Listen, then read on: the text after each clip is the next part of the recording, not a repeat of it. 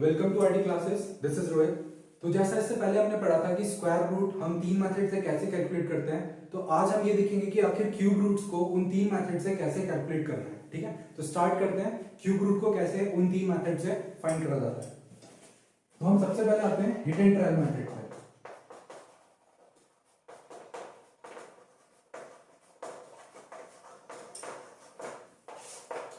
Hit and trial method से आखिर हम क्यूब रूट को कैसे कैलकुलेट करेंगे। ठीक है,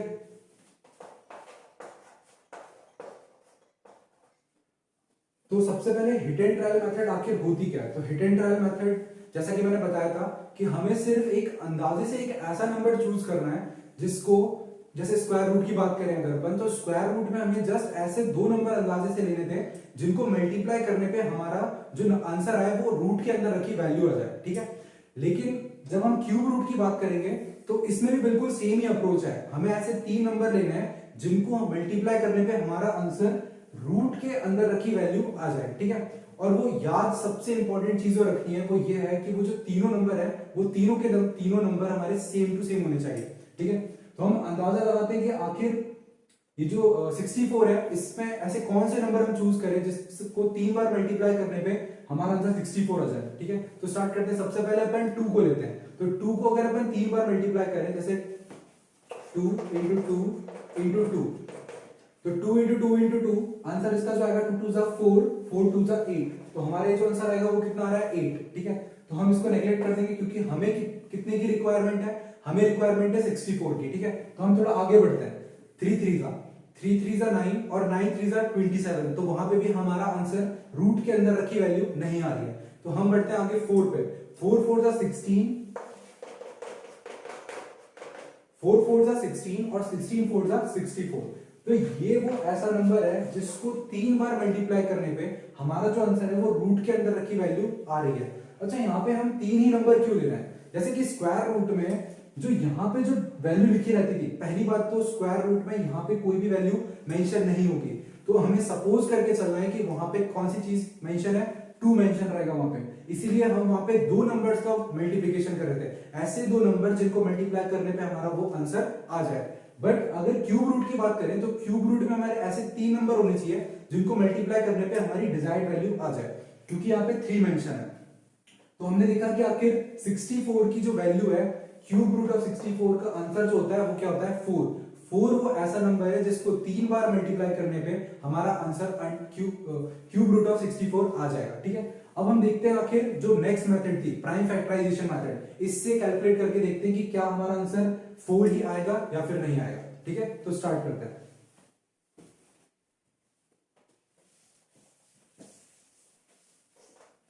सेकेंड जो मेथड है प्राइम फैक्टराइजेशन।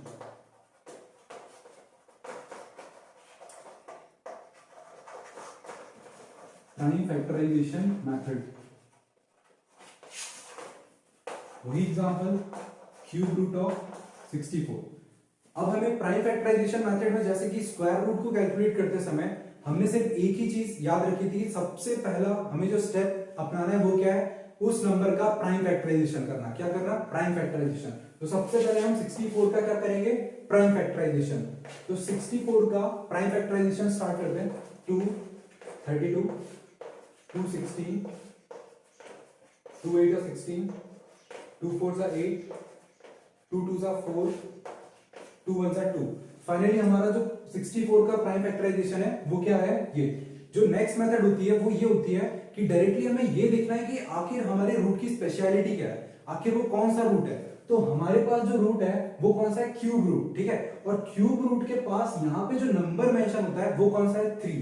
ठीक है, तो हमें कितने कितने के पेयर बनाने हैं, जैसे कि स्क्वायर रूट में हम कितने कितने के पेयर बनाते थे, 2 2 के पेयर। ठीक है, क्योंकि वहां पे 2 मेंशन होता था। ठीक है, लेकिन क्यूब रूट में हमें यहाँ पे कितना मेंशन है, 3। तो हम यहाँ पे कितने कितने के पेयर बनाएंगे, 3 3 वैल्यूज के पेयर बनाएंगे। ठीक है, तो हमने स्टार्ट करा, पहले हमें 2 दिखा, तो 2 के यहाँ पे 3 नंबर थे तो हमने उनका पेयर बना दिया। फिर 2 का एक और पेयर बना दिया। इसके बाद नेक्स्ट जो स्टेप होती है वो होती है कॉमन निकालना। इस पेयर में से 2 अकेला क्या आ जाएगा, कॉमन आ जाएगा। उसके बाद इस पेयर में से 2 अकेला एक कॉमन आ जाएगा, तो हमने वो लिख दिया यहाँ पे। फाइनली जो नेक्स्ट स्टेप होती है वो होती है कि जो कॉमन चीजें हमने निकाली है उनका क्या करना है, मल्टीप्लिकेशन। ठीक है, फाइनली जो मल्टीप्लाई करने के बाद हमारा जो आंसर आता है 2 टू जा कितना होगा 4, 4 हमारा फाइनल आंसर है। तो यही वो वैल्यू है जो कि क्यूब रूट ऑफ 64 का आंसर है। हिट एंड ट्रायल मेथड से भी हमने देखा कि क्या आंसर आ रहा था 4, और प्राइम फैक्टराइजेशन मेथड से भी हमने देखा कि आंसर क्या आ रहा है 4। तो ये प्राइम फैक्टराइजेशन मेथड सबसे इजीएस्ट मेथड है किसी भी नंबर का स्क्वायर रूट या फिर क्यूब रूट कैलकुलेट करने के लिए, ठीक है। अब हम बढ़ते हैं नेक्स्ट मेथड की तरफ, वो है calculation with the help of powers, ठीक है। तो वो भी देखते हैं।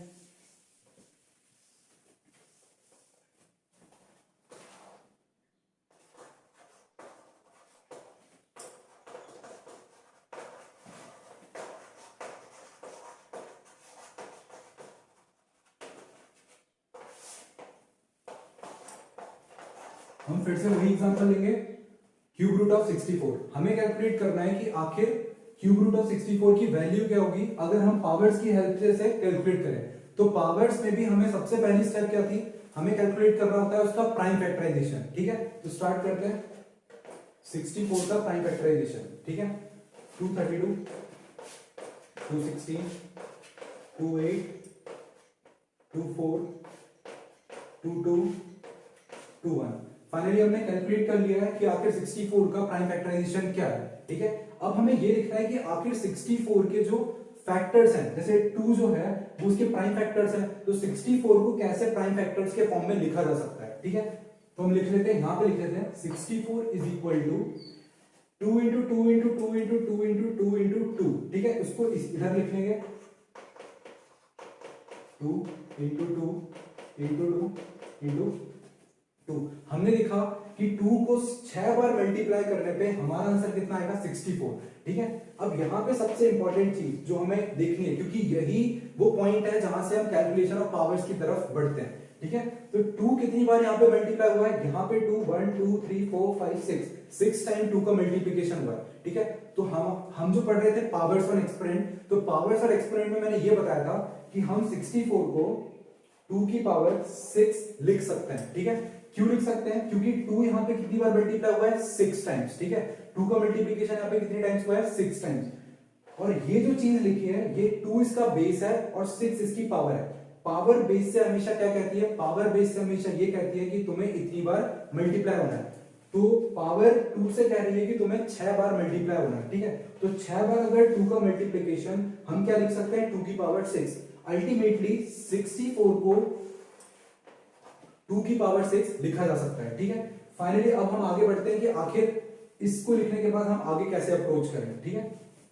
तो क्यूब रूट ऑफ 64 को हमने देखा कि 64 को लिखा जा सकता है 2 की पावर 6, ठीक है। तो हम यहां पे लिख देंगे 2 की पावर 6। अब आगे जो नेक्स्ट स्टेप है वो ये है कि जैसे कि मैंने स्क्वायर रूट में बताया था कि स्क्वायर रूट में अगर स्क्वायर रूट को आप पावर के टर्म्स में लिखना चाहेंगे तो वो आएगा 1/2, वो पावर फ्रैक्शन में कन्वर्ट हो जाती है। इसी तरीके से अगर क्यूब रूट को अपन अगर पावर के टर्म्स में कन्वर्ट करेंगे तो वो होगा 1/3। कितना होगा 1/3। सिर्फ हमें यही देखना है कि यहाँ पे कौन सा नंबर मेंशन है। स्क्वायर रूट में वहां पे 2 मेंशन होता है इसलिए उसकी पावर 1/2 होती है। यहाँ पे 3 मेंशन है इसलिए यहाँ पे इसकी पावर 1/3 होगी। आगे बढ़ते हैं 2 की पावर 6 होल पावर, क्योंकि हम क्यूब रूट को कन्वर्ट कर चुके हैं फ्रैक्शनल पावर में, तो अब हम यहाँ पे लिखेंगे 3, ठीक है। आगे बढ़ते हैं, किसी पावर की पावर, जैसा कि हमने पावर्स और एक्सपोनेंट्स के लॉज ऑफ एक्सपोनेंट्स में ये पढ़ा था कि जो थर्ड लॉ था कि अगर किसी पावर के ऊपर अगर कोई पावर चढ़ती है तो वो दोनों जो पावर है वो क्या हो जाएंगी मल्टीप्लाई, ठीक है। तो इसी तरीके से ये दोनों पावर के ऊपर 2 की पावर 6 और होल पावर 1/3, तो ये क्या हो जाएगा 6 इंटू 1/3, ठीक है। 6 इंटू 1/3। यहाँ पे हम देख सकते हैं कि यहाँ पे कैंसिलेशन पॉसिबल है, तो 3 1 जा और 3 2 जा। फाइनली जो हमारी पावर आई है वो 2 की पावर 2 आई है। कितनी आई है 2 की पावर 2। तो हमारा जो अल्टीमेटली जो फाइनल आंसर है वो 2 की पावर 2 है। यहाँ पे पावर जो है वो बेस से क्या कह रही है कि तुम्हें इतनी कितनी बार मल्टीप्लाई होना है 2 बार। तो 2 को 2 बार हम क्या कर देंगे मल्टीप्लाई, ठीक है। तो 2 को जैसे ही 2 बार मल्टीप्लाई करेंगे इसका आंसर कितना आएगा 4। कितना आएगा 4। इस मेथड से भी हमारी जो क्यूब रूट ऑफ 64 की जो वैल्यू है वो कितनी आई है 4। तो हमने ये देखा कि hit and trial method, prime factorisation method और calculation with the help of powers, तीनों ही मेथड से हमारा जो आंसर आ रहा है वो कितना आ रहा है 4। तो इस तरीके से हम किसी भी नंबर का क्यूब रूट या फिर स्क्वायर रूट कैलकुलेट कर सकते हैं। आप इन तीनों मेथड में से किसी मेथड को अप्लाई कर सकते हैं। जनरली मैं सजेस्ट करूंगा कि आप लोग सेकंड मेथड को प्रेफर करें क्योंकि वो सबसे इजीएस्ट मेथड है। तो अब हम एक और क्वेश्चन का क्यूब रूट कैलकुलेट करेंगे उन तीनों मेथड से, ठीक है। क्वेश्चन है क्यूब रूट ऑफ 125, ठीक है।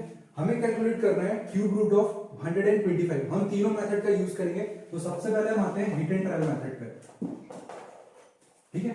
हिट एंड ट्रायल मेथड, तो हिट एंड ट्रायल मेथड क्या होती है कि हमें सिर्फ एक ऐसा नंबर सपोज करना है कि जिसको 3 बार मल्टीप्लाई करने पे, 3 बार मल्टीप्लिकेशन करने पे उसका आंसर हमारी जो रूट के अंदर जो वैल्यू रखी है वो कैलकुलेट हो जाए, ठीक है। तो हम स्टार्ट करते हैं, सबसे पहले 2 लेते हैं। 2 को अगर आप 3 बार मल्टीप्लाई करोगे तो उसका आंसर कितना आएगा, 8 आएगा, ठीक है। अब 3 पे आते हैं, तो 3 पे अगर 3 बार मल्टीप्लाई करेंगे तो उसका आंसर कितना आएगा, 27, ठीक है। अगर हम 4 को लेते हैं तो उसका आंसर कितना आएगा, 3 बार मल्टीप्लाई करने पे 4 4 जा 16 और 16 4 जा 64। तो अब जो लास्ट बचा है वो है 5, ठीक है। तो 5 को अगर हम 3 बार मल्टीप्लाई करते हैं, ठीक है, देख सकते हैं 5 इंटू 5। अगर 5 को 3 बार मल्टीप्लाई करें तो 5 5 जा 25 एंड 25 5 जा 125, ठीक है। तो ये हमारा कितना आ रहा है, 125। तो 5 वो ऐसा नंबर है जिसको 3 बार मल्टीप्लाई करने पे हमारा जो आंसर है वो रूट के अंदर रखी वैल्यू आ रही है, ठीक है। दैट मींस हमारा जो क्यूब रूट ऑफ 125 होगा वो कितना होगा, 5, ठीक है। तो ये तो थी हिट एंड ट्रायल मेथड। अब हम बढ़ते हैं प्राइम फैक्टराइजेशन मेथड से क्यूब रूट ऑफ 25 की वैल्यू कितनी आएगी, आनी तो कितनी चाहिए, 5। तो अपन देखते हैं second method, prime factorisation method, ठीक है। तो प्राइम फैक्टराइजेशन मेथड का अप्रोच क्या होता है, सबसे पहले हमें ये देखना होता है कि आखिर इसका प्राइम फैक्टराइजेशन क्या है, ठीक है। तो 125 का हम क्या निकालते हैं, प्राइम फैक्टराइजेशन। 5 25 5 जा 125, 5 5 जा 25 और 5 1 जा 5, ठीक है। तो 125 का जो प्राइम फैक्टराइजेशन आया है वो कितना है, 5। नेक्स्ट स्टेप जो होती है वो क्या होती है, कॉमन निकालना, ठीक है। क्या निकालना, कॉमन निकालना। नहीं, उससे पहले हम लोग देखेंगे कि आखिर पेयरिंग कैसे करते हैं। पेयरिंग के लिए हमें सबसे पहले कहां जाना पड़ेगा कि हमारा रूट कैसा है, हमारे रूट की स्पेशलिटी क्या है। हमारा रूट जो है वो क्या है, क्यूब रूट, ठीक है। तो यहाँ पे ये जो नंबर लिखा है वो हमें ये बताता है कि आखिर हमें पेयरिंग कितने कितने की करनी है। तो हमें पेयरिंग करनी है 3 नंबर्स की। तो यहाँ पे जो 5 है वो एक ही बार में, मतलब एक 5 ये, एक 5 ये, एक 5 ये, जो तीनों 5 की जो पेयरिंग होगी वो एक बार आ रही है। यहां से जो नेक्स्ट स्टेप होती है वो क्या होती है, कॉमन निकालना। आखिर उन पेयर्स में से एक एक नंबर हमें कॉमन निकालना। तो यहाँ पे हमने 5 को कॉमन निकाला। अब इसके बाद कोई नंबर तो और है नहीं, या फिर कोई और नंबर की पेयरिंग जिससे एक नंबर कॉमन निकला हो। तो हमारा जो नंबर बचा है वो क्या है, 5। तो 5 ही हमारा वो डिजायर्ड नंबर होगा जिसकी वजह से क्यूब रूट ऑफ 125 की वैल्यू कितनी आएगी, 5 आएगी, ठीक है। तो हमने देखा कि आखिर cube root of 25 prime factorisation के मेथड से भी 5 आ रहा है। अब हम बढ़ेंगे calculation with the help of power से कि आखिर उससे हमारा 5 आ पाएगा या फिर नहीं आ पाएगा। तो देखते हैं calculation with the help of power, calculation with powers, ठीक है। तो इसके लिए भी हमारे सबसे पहला अप्रोच क्या होता है, प्राइम फैक्टराइजेशन निकालना है, ठीक है, गिवन नंबर का। तो हमारा जो नंबर था वो कितना था, 125। इसका अगर हम प्राइम फैक्टराइजेशन करेंगे तो 5 25 5 5 5 1। यहां पे अगर हम देखें तो 125 को 5 इंटू 5 लिखा जा सकता है, ठीक है। 5 को अगर 3 बार मल्टीप्लाई करेंगे तो हमारा आंसर कितना आएगा, 125। क्या हम इसे पावर की टर्म्स में लिख सकते हैं, बिल्कुल लिख सकते हैं, क्योंकि 5 यहाँ पे कितनी बार मल्टीप्लाई हो रखा है, 3 बार मल्टीप्लाई हो रखा है। तो 5 की पावर 3, हमारा 5 यहाँ पे बेस है और 3 यहाँ पे कितनी है, पावर है। पावर बेस से क्या कहती है कि तुम्हें कितनी बार मल्टीप्लाई होना है, 3 बार। तो अगर 5 को 3 बार मल्टीप्लाई करेंगे तो हमारा आंसर कितना आएगा, 125। तो अल्टीमेटली 125 को हमने क्या लिख लिया, 5 की पावर 3। अब इस 5 की पावर 3 को हम यहां पे लिखेंगे। तो cube root of 125, next step, cube root of 125 को हमने लिख लिया 5 की पावर 3। अब हम इस रूट को पावर की टर्म्स में लिखेंगे, जैसा कि जस्ट इससे पहले वाले क्वेश्चन में मैंने बताया कि क्यूब रूट जब भी पावर में चेंज होगा तो उसका जो आंसर आएगा वो 1/3 होगा, ठीक है। तो 5 की पावर 3 होल पावर 1/3। अगर हम देखें कि पावर के ऊपर power, that means third law जो होता है कि अगर पावर के ऊपर पावर है तो उसका मतलब पावर्स क्या होंगी, मल्टीप्लाई। तो अगर 3 इंटू 1/3 करा जाएगा तो यहाँ पे 3 और 3 क्या हो जाएंगे, कैंसिल आउट, बचेगा कितना, 5 की पावर 1, ठीक है। तो यही हमारा आंसर होगा, 5 की पावर 1 मतलब 5 ही हमारा आंसर है। तो हमने ये भी देखा कि आखिर calculation with the help of power की मेथड से भी हमारा जो आंसर आ रहा है वो कितना आ रहा है, 5 आ रहा है। ठीक है, तो हमने ये देखा कि आखिर तीनों मेथड से हमारा आंसर कितना आ रहा है, 5 आ रहा है। इसका मतलब ये है कि हम तीनों मेथड का यूज करके किसी भी नंबर का स्क्वायर रूट और क्यूब रूट कैलकुलेट कर सकते हैं। ठीक है।